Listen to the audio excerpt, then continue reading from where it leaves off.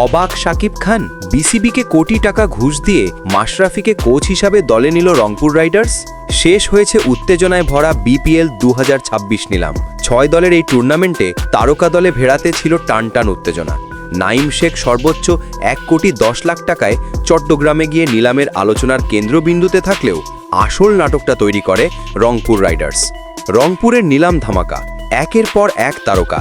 নিলামের আগেই সরাসরি চুক্তিতে রংপুর সবাইকে চমকে দেয় ক্যাপ্টেন নুরুল হাসান সোহান, আর টি-20-র প্রিমিয়াম পেসার মুস্তাফিজুর রহমান দলে নেয়।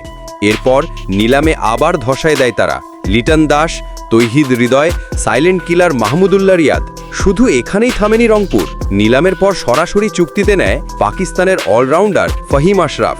এখানে পর্যন্ত সব ঠিকঠাক, কিন্তু এরপর যা ঘটল তা পুরো বিপিএলকে নাড়িয়ে দিল। সবচেয়ে বড় বিস্ফোরণ, রংপুরে কোচ হিসাবে যোগ দিচ্ছেন মাশরাফি বিন মর্তুজা। রংপুরের অফিসিয়াল পেজে রাতের দিকে হঠাৎই post, welcome coach Mashrafe bin Mortaza. পুরো বাংলাদেশ ক্রিকেট দুনিয়া যেন মুহূর্তেই উত্তাল। ঢাকা ক্যাপিটালসের মালিক শাকিব খান পর্যন্ত লাইভে এসে অবাক হয়ে বলেন, আমি সত্যি বিশ্বাসই করতে পারছি না, মাশরাফি ভাইকে কোচ হিসাবে পাওয়ার স্বপ্ন দেখছিলাম। রংপুর কিভাবে এত দ্রুত নিয়ে নিল বুঝতেই পারলাম না। রংপুর রাইডার সমর্থকরা তখন আনন্দে ফেটে পড়েছে। এবার বিটিএলে রংপুরের বছর, মাশরাফি লিটন সোহান জুটিতে উড়বে রংপুর। এবার শিরোপা নিশ্চিত। কেন এত বড় আলোড়ন? মাশরাফি মানেই dressing room motivation, tactical mastermind, জয়ের মানসিকতা, তরুণদের সেরা ব্যবহার।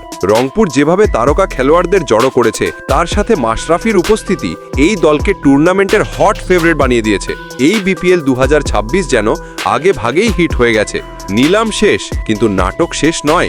এবার শুরু হবে মাঠের যুদ্ধ।